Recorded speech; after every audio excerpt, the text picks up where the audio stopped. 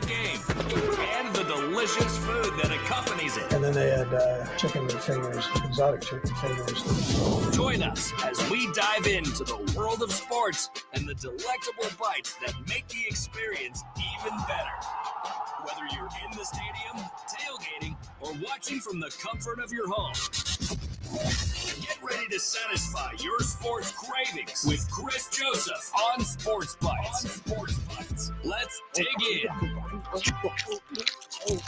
Oh, that's right, everybody. Let's dig into another episode of Big 12 Bytes. I'm your host, Chris Joseph. Just want to say thank you for hopping in. This is my 30-minute quick hitter talking about the Big 12 Conference, the games that happened last weekend, a look ahead to the games that are coming up. Also, I'll go over my Big 12 power rankings.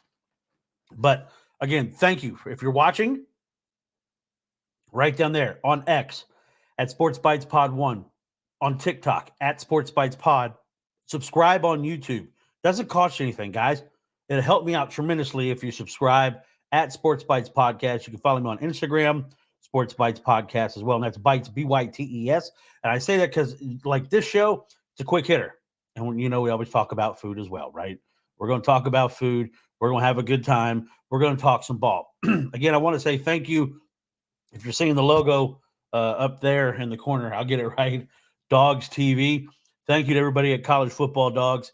There is some great content being put out by the College Football Dogs, guys. Not just podcasts, not videos. There's articles. There's a lot of stuff coming down the pike from the College Football Dogs. So stay tuned. Keep your eye out because the College Football Dogs, we're doing some stuff. But let's go ahead and hop right in. We're going to talk about some Big 12 football. I talked a little bit about this game yesterday when I did the ACC Bytes rendition. BYU, SMU, they played at Gerald Ford Stadium. Preston Stone he's getting benched. Mr. Ratzlaff from BYU still finding a way to be on the field. 202 yards, 1 touchdown, 2 interceptions, but BYU finds a way to win that game 18-15. If you look at some of the team stats in there, it kind of tells you no team can really do anything. I mean, BYU is 2 of 13 on third down. SMU was 3 of 16. Now, SMU only gained 261 yards. That's it. 261 yards. Preston Stone, 2 of 4 for 4 yards, just not getting it done for the Ponies. It'll be interesting to see how they progress on. A lot of people had them, possibly being a dark horse for the ACC. I don't think it's going to happen. Not this year. It's headed to Saturday and the slate of games. It starts Utah, Baylor. A lot of people think Utah is your number one candidate to win the Big 12. Welcoming in Baylor to Rice-Eccles Stadium. And Uncle Rico, Cam Rising, gets hurt in the game. But Utah wins. They jump out. They're up 17-0 in the first quarter. You're like, okay, this is what I was talking about. Utah has a chance to be really good in the Big 12. Cameron Rising was 8 of 14, 92 yards, 2 touchdowns. Micah Bernard running the ball, 19 carries, 118 yards. Utah really never in jeopardy, I think, of losing this game. Now, I'm still waiting to hear back exactly from Cam Rising, how he is. It was a hand issue, but I don't want to speculate. I think he'll be okay, but we'll see. Number 17, Kansas State, went on the road. Now, I was intrigued about this game because, of course, my guys, Oklahoma, they played Tulane next, and that's who Kansas State was playing. And Tulane gave Kansas State everything they want. Tulane should have won that football game. And, and hearing the story of Darian Mensah, the quarterback from Tulane, not being recruited, a no-star athlete, I believe I heard, 19 of 29, 342 on the day with 2 touchdowns. Avery Johnson, 15 of 23, 181 yards. He had 2 touchdowns as well. DJ Giddens, 114 yards on 19 carries. But it took, a late fumble, scoop, and score. I mean, Tulane is going in to take a 34-27 lead itself, or at least a 30-27 lead. But a fumble from Mensah, just not doing a good job protecting the ball when he was scrambling around. But kudos to Kansas State. They got it done. Tough win on the road. Now Tulane's going to come to Oklahoma, and Kansas State has Arizona. We're going to talk about that in the What's Up Next section. But good game there. Speaking of Arizona, They welcomed in Northern Arizona, the Lumberjacks, and it was a lot closer than people would have thought. It was 10-6 at half. Northern Arizona. Noah Fafita, only 173 yards, 1 touchdown and 1 interception. Big T-Mac, he was held to only 2 catches. Mr. McMillan, only 2 catches, 11 yards. But Arizona gets out of there with a victory over Northern Arizona. Wildcats, it'll be Wildcat on Wildcat crime this week as Arizona and Kansas State play. The Hawkeyes and the Iowa State Cyclones, the Cy-Hawk Award. I talked about this on the live on Monday. I'll admit, I was a person who said I didn't buy into Rocco Beck. I didn't buy in to what he was bringing to the table. But again, you look at the box score, right? And I'm not just trying to read the box score, but you look at like team stats. Iowa State had 361 yards.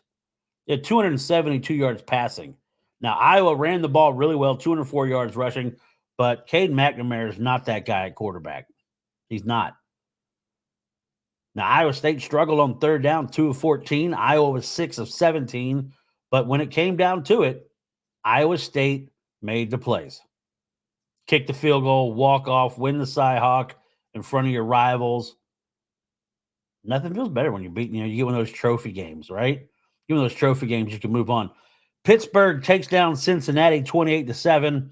And, Pitt, it's interesting how they're going to be this year. Cincinnati, a lot of people thought they were going to be one of the worst teams in the Big 12, and they very might well be. West Virginia and the University of Albany squared off, and good job for West Virginia to bounce back. But they gave up 306 yards to the Albany quarterback and 1 touchdown. But they win 49-14. The big backyard brawl coming up next for West Virginia. Now, the team that just keeps winning, and I don't think a lot of people are talking about yet, KJ Jefferson in the UCF Golden Knights, and I don't think KJ has really had a complete game yet for the Knights, but they just keep winning. They just keep winning. And that's what you want to see if you're a coach, right? They beat Sam Houston, who's a good football team, 45-14. Really took it to them, beat them up really bad, and kudos to the Golden Knights. Man, watch out for them. Watch out for them. Had some Big 12 late night action, Arizona State and Mississippi State. Arizona State jumped out really big. Mississippi State came back late in the game. Blake Shapen, 268 yards, 2 touchdowns. But Arizona State sitting at 2-0 right now. Good for them. Washington State and Texas Tech up at the Palouse, the Leach Bowl, and Texas Tech loses. Washington State, the Cougars come away 37-16 victors, and Texas Tech is they're struggling big time right now. Really, really struggling. The TCU Horned Frogs are at 2-0. They beat the Long Island University Sharks 45-0 at Amon G. Carter Stadium. Mr. Hoover at quarterback, 267 yards, 2 tugs, and Long Island just kind of overmatched in that particular game. A game that I had a lot of intrigue in, Kansas and the Illini. And again, it's one of those I can admit when I'm wrong. I did not believe in Luke Altmaier and Illinois. I thought Kansas was going to go in and kind of steamroll them, and they didn't. Didn't do it. Luke Altmaier had 192 yards on the day. Didn't turn the ball over. So you got to love that. Jalen Daniels, 18-32, 141 yards, 2 touchdowns, but 3 costly picks. Devin Neal, 14 carries, 101 yards. Daniel Highshaw Jr., the Moore Lion from Moore, Oklahoma, 7 carries, 39 yards. Daniels added 10 carries and 35 yards as well. But the Illini made the play, sitting there at 2-0. Kudos to the Illini. I thought Kansas was going to go in there and just take that one easily. I was wrong. I've been wrong before, and I'll be wrong again. I promise. Glad I didn't put that in any of my picks. The game up in Stillwater had Arkansas and Oklahoma State. Man, you look at what the game was early. Whoo! I thought Arkansas was going to cruise. Taylor Green was dicing up Oklahoma State to the tune of 416 yards, 1 touchdown and 1 pick. Ollie Gordon bottled up all day except until the end in overtime when he scores on a 12-yard touchdown run to give him the lead for good. Arkansas racked up 648 yards of offense. The bad thing is 3 turnovers. 3 turnovers. I mean, it was 21-7 at half. And you're thinking, oh my goodness. But Arkansas let Oklahoma State come back. They took the lead in the fourth quarter, 28-21, before it was tied. Luke has the young man from Bixby, one of the Bixby Spartans, and they go back and forth. Now, I don't know if you're Sam Pittman, if you really say that the season's a bust now, but for Mike Gundy, I think you see something from your team. Now, there's a lot of people that think Oklahoma State has a chance to win the Big 12. And they did it. They showed they could do it without Ollie Gordon doing everything, if that makes sense. And they came back. I think Alan Bowman, the maturation of Alan Bowman as a quarterback, yes, he's mature because of how old he is, but they didn't get rattled. They didn't get flustered, they didn't press the panic button. And Oklahoma State prevailed in double overtime to knock off Arkansas 39-31. Now, the game that involved my team, I always root for, Oklahoma, former Big 12 conference player, taking on the Houston Cougars. And all Oklahoma fans thought this was going to be a cakewalk, right? UNLV came in and dog-walked Houston last week. Willie Fritz is a good coach, and you see what they did from week 1 to week 2. They took the time, and they executed. Now, Oklahoma is struggling because of injuries across the offensive line and wide receiver, but still unable to really do anything. Defense played good, not great. Defense played good for Oklahoma, but Houston got screwed on right off the rip. Oklahoma goes 3 and out to start the game. Great offensive set, kind of foreshadowing for the whole day. But they punt, and it took a weird kind of sideways bounce when it hit the ground, and the referee ruled that the Houston returner had touched it. You couldn't really tell on TV. There was no definitive proof. So the call stood. I don't think he touched it. I think Oklahoma got extremely lucky. They go in, score, go up 7-0. But Jackson Arnold getting really antsy. And I'm interested to see how well Houston is playing at the end of the year under Willie Fritz. Because if that's the kind of improvement they made from week 1 to week 2, I'm intrigued to see what Houston keeps doing. Now, that loss to UNLV was bad. But if you're a Houston fan, you got to have a little faith. Banjack at receiver, that guy can get it. 3 catches, 72 yards, and a touchdown. Little, sneaky route runner, but really good. Really, really good stuff. But again, thank you guys for tuning in. My name is Chris Joseph. I am your host of Sports Bytes Podcast. This is the Big 12 Bytes edition, week 2. Now we're going to go ahead and look at the games that are on the schedule ahead for the Big 12. And a big one on Thursday night, Arizona State and Texas State. Man, this game, I'm really intrigued. Texas State quarterback Jordan McLeod playing really well. Texas State putting up points in bunches. The over-under on this game is 59.5. I would probably play the over. I know a lot of people don't like to play, stay away from the totals. But the spread is Arizona State. Now, they're going to go to Bobcat Stadium down in San Marcos, Texas, Thursday night, hosting a Power 4 conference. That crowd's going to be insane. Texas State getting a 1.5 at home. Yes, sir. Give me Texas State plus 1.5. I'm all over that. McLeod. And then you got to think about the running back. The running back for Texas State, Ish Mahdi, freshman All-American. He was on the Golden Boot. The guys, all my friends over at the Golden Boot podcast, Ish Mahdi joined him talking about this season. Texas State, could they be one of those teams that wins a group of 5 conference and pushes for a spot in the playoffs? They're playing like it right now. You beat a Power 4 school, that's going to help you out. Now, Friday, couple of games, UNLV, Kansas. That game again. So I talked about UNLV in Houston. Now, UNLV is a decent team. They played for their conference championship last year. They've got some athletes. Catalon in the backfield, right? At safety. He's a Sunday player. He had a pick six in that Houston game. So that's why it's going to intrigue me, that game. It's in Kansas City, Children's Mercy Park. Daniels and Neal have got to play better. The spread is Kansas by 7.5, a total of 58.5. I would probably take. Does Kansas bounce back? I mean, I like what UNLV did. I'd probably take UNLV plus the 7.5. But of course, Vegas was not built on losers, right? They're not built on losers. Also, Friday night, the game that I think a lot of people are going to be interested in for the Big 12 in the weekend, probably the best game of the Big 12, only game with ranked opponents at Bill Snyder Family Stadium, Kansas State and Arizona. Noah Fafita against Avery. It's going to be an entertaining football game. DJ Giddens, T-Mac. I mean, there's offensive talent all across the field. Kansas State favored by 7, a total of 60.5. I like the over. I like the over. I'd stay away from the spread myself, but I like the over. Oklahoma State kicks off on Saturday at 11 a.m. on ESPN2 at Chapman Stadium, taking on the Tulsa Golden Hurricane. Oklahoma State should win that game fairly easily. All right. Oklahoma State's favored by 19, a total of 62.5. I would give the 19 points to Tulsa. I think Oklahoma State absolutely mollywops Tulsa this weekend.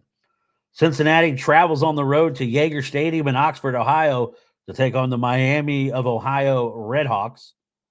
Aren't they the Redhawks? Yeah, the Redhawks. That's what they are. I want to make sure I got that right. They travel to Miami, Ohio. Cincinnati favored by 3.5, a total of 46.5. Whew. Now, I will say this. Brendan Sorsby, the quarterback for Cincinnati, he's been spinning it. 681 yards and 5 touchdowns in 2 games. I mean, he's putting up some numbers. I like Cincinnati minus the 3.5 in that game. Texas Tech in North Texas. Jones AT&T Stadium at Lubbock. Chandler Morris, who's been at a couple different places, right? Chandler Morris has been all over the place. He was born in Highland Park, Texas. And, boy, that guy started at Oklahoma in 2020, went to TCU, and now he's the starting quarterback at the University of North Texas. So he kind of stayed in that little triangle area. But Chandler Morris, quarterback in North Texas, Texas Tech favored by 9.5, a total of 69.5. I would take the over in this game. I don't know enough about North Texas, but I would probably take North Texas plus the 9.5 points. It'll probably be up to 10 by the time kickoff happens. Just because Texas Tech is going to give up a ton of points. I mean, Abilene Christian took them to overtime, right? So I like North Texas to put up some points. For my relatives in West Virginia, the backyard brawl, no sitting couches on fire, guys. West Virginia versus Pitt. West Virginia favored by 2. Utah, give me 2. Total of 63.5. I'd probably go with the under in that game. West Virginia has to get this win. They have to get this win. A lot of people had them as a dark horse in the Big 12. And then that game against Penn State happened. They started off good, but then the rain delay came. Hard to kind of break down exactly what transpired. But I like West Virginia in this game. I think they're going to take down the Fighting Narduzzi's. Utah and Utah State, this one should be over pretty quickly. Utah's just a better football team. Even if Cam Rising is not 100%, Utah's favored by 20, a total of 44.5. I like Utah. Give me Utah minus 20 in that. Now, Air Force at Baylor, McLean Stadium. Air Force is always tough. The service academies are always tough. Now, obviously, do you think Baylor has better athletes? Sure, Baylor should have better athletes. They're a Power 4 school, right? They should. But I love it. I remember I always talk, and I know I've told the story before on Sports Bytes, that my former co-host in Oklahoma was Butkus Award winner, All-American linebacker Teddy Lehman. And I asked him one day during the show, who is the toughest opponent you played non-conference that people would never really think of? And he didn't hesitate. He didn't miss a beat. Air Force. He said they're fundamental. They play to the whistle. They're tough to play, especially Oklahoma went up there in 2001, played in the altitude. But they're playing at McLean Stadium. You still get tickets for $27. Air Force, in that option. A total of 41.5. I like the under because I think Air Force can grind the clock out, control that game. 15.5, I'd probably take Air Force plus the 15.5 in that. Central Florida TCU, big game down in the DFW area. Tickets going for as low as $67. KJ comes in, UCF a 2.5 point favorite, a total of 61.5. I like this game really intrigues me because I want to see how Hoover and Jefferson play at the quarterback positions for each team. The matchup predictor has Central Florida favored 55.2% is the predictor in favor of TCU. Rice and Houston, I think Houston gets their first victory. I'm just not sold on Rice. Now, E.J. Warner, the son of Kurt Warner, is the quarterback for Rice. He's played well, still turns the ball over a little bit too much. I think Houston bounce backs, gets their first win. Houston favored by 4 with a total of 44.5. I would probably take the over in that one. BYU and Wyoming, these two they've always played good games. Now it's at War Memorial Stadium in Larrabee, Wyoming, 8 p.m. Too bad it's not like in November where there's a chance of snow. I like BYU in this game. BYU favored by 11 with a total of 40.5. Now 6:30 p.m. CBS, and I find it funny that it's CBS because Coach Prime in Colorado returned to Fort Collins after that game last year, Colorado and Colorado State. Shiloh Sanders has had surgery. Shador, everybody talk about him walking off the field and Dion coming out and these stories that are popping up about him telling the band not to play the fight song, but they wanted to pump Shador's song, Perfect Timing or whatever it is across the PA. He came out, refuted those claims, but it's funny how people have turned so quick because even last year, I was a big supporter of Prime. He brought the eyes back to Colorado, and as an old Big 8 guy, when McCartney had them playing really well, I was happy to see Colorado back up there. Folsom Field, always tough to play. One of my good friends, PJ Mills, we used to host a show together, former wide receiver at Oklahoma. He says one of the scariest he's ever been because he felt the ground shake and turn around, and here they come running with Ralphie. But with Prime, there comes that time to where you've been talking, but you're not delivering anything. I think Colorado is probably one of the lower end teams in the Big 12 because they still haven't figured out anything. Nebraska was in Sanders' face all night every time he dropped back. And kudos to Shador. I think he is a good quarterback. I would love to see what he could do where he had time, and could actually read a defense. So in that respect, I think Shador will play on Sundays. I just hope that Dion doesn't come with him. But that game, 6:30, and like I said, it's funny it's on CBS because I'm not answering your question because of what CBS said. Now your game's on CBS. Colorado favored by 7, a total of 58.5. I'd probably take the over, and I'd probably take Colorado State plus a 7 in that game. That's where I'd be. I think it's going to be very interesting to watch, but I also think Colorado's not that good of a team. They're just not. Just not. All right, now it's time for my Big 12 power rankings. Going to start from the bottom, number 16, Texas Tech. All the talk at the beginning of the year that the Big 12 championship ran through Lubbock. It ain't running through Lubbock. Texas Tech is not a good football team. I got Colorado down there at 15. I don't think they're a good football team. And it's sad because they have one of the best players in the country in Travis Hunter. They have a damn good quarterback in Shador. But again, it's the way that Prime has gone about business. And like I said, all the talking, you're not backing it up. You're losing games. I think they lose to Colorado State. Houston's 0-2, but I got them kind of moving up. I think they win this week. And Willie Fritz is a damn good football coach. Damn good football coach. And I think they get their first win. Bearcats at number 13. I got the Baylor Bears at 12. West Virginia, take me home. Number 11. BYU comes in at number 10 at 2-0. Arizona State's forks up 2-0 on the year. Big game for them. Arizona, I mean, I'm intrigued with that game. I really am. Number 8, Kansas at 1-1. Still a lot of people think that they can go and really do a good job in the Big 12. TCU at number 7. They're going to be really good. That game's going to be a lot of fun. Number 6, Iowa State. They're at 2-0. Congratulations to all the Cyclone fans. Central Florida at 2-0. Kansas State at number 4. UCF is at number 5. I've got Arizona at 3. Utah at 2. And I had Oklahoma State taking over Utah this week. I had Utah as my number 1 team in my power rankings last week. But I think Oklahoma State right now has the best win in the Big 12. Right now, I think it's the best win. And it could be Kansas State.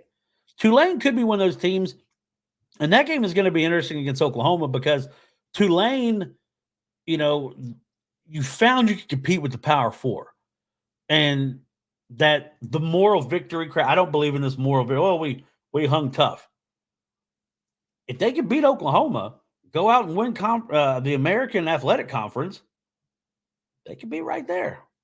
But Oklahoma State with the victory over Arkansas. Arkansas comes out, puts up a ton of points. Gets the lead. Oklahoma State doesn't falter. Leadership. That's why Bowman came back. That's why Gordon came back. I've been loving hearing some of the press conferences from Mike Gundy. He was always a joy to talk to when I was out in Oklahoma covering football, Big 12 media days and the such. And I still remember watching Mike play high school football at Midwest City, the Bombers. I think if I'm right, Midwest City was the first high school to appear on ESPN. Damn good football team. Mike Gundy could sling it, right? But Oklahoma State is my number 1. But that's going to wrap up here for Big 12 Bytes Week 2. I want to say thank you for listening. Leave a comment. Tell me if you think I'm wrong on any of my power rankings. You can tell me I'm stupid that I got Colorado so low, that you think Kansas should be higher, should be lower. I love the interaction. I love talking ball. Now also stay tuned because I'll have SEC Bytes coming up and Big 10 Bytes. A lot to talk about in the Big 10 and the SEC. But also Football Friday night will be live on YouTube. You can follow it right there at Sports Bytes Podcast on YouTube. All the socials. I have a Facebook page again, Sports Bytes. Sports, B-Y-T-E-S. You'll see the logo on the side, the little maroon and gray looking kind of headphones. Come by. Enjoy the live. Jump in the chat. Let's talk some ball. Let's have some fun, right? I'm all for it. It's like a barbershop. We're just going to sit around, chop it up, and we're going to have a good time. Now, I will say, what I had tonight, man, I always talk about food, right? I always talk about food. So tonight was taco night because it's it's Wednesday, sorry. We made tacos tonight, but we made the cheesy double-decker tacos. We got the Velveeta spread, put it on the flour tortilla, put the corn shell in the middle, hit all the accoutrement, the meat, cheese, sour cream, lettuce, tomato, onion, squeeze some lime on it. I love taco night. I love taco night. And I could do chicken. I could do steak. I could do shrimp. I could do fish taco. I love breakfast tacos. Tacos, tacos, tacos. I love them. Bring me all the tacos. Now, I did see, someone said tacos mean more than pumpkin spice. There's a lot of people that would disagree with that, but I'm one of those people that agrees that tacos are the, like Dan used to say on Ted Lasso, football is life. Tacos are life. They're life. But again, thank you, everybody. I appreciate everybody that has come along with me on this journey. I hope you have a great week heading into another exciting football weekend. If you're going out to high school games on Thursday and Friday, enjoy it. Remember, let the kids have fun. They don't need to hear you in the stands, belittling referees and stuff like that. Just go enjoy the game. Enjoy your games this weekend. Hopefully, I'll talk to you on Friday. But until then, everybody, remember to always positively move forward. Thanks for joining us on this delicious journey through the world of sports and food on Sports Bytes with your host, Chris Joseph. We hope you've enjoyed the game. game day stories and culinary adventures. Don't forget to hit that subscribe button. And if you've got any mouth-watering sports-related tales or favorite game day recipes, share them with us on social media. Until next time, remember, it's not just about the game. It's about the bites that make it unforgettable. Stay hungry for more Sports Bites.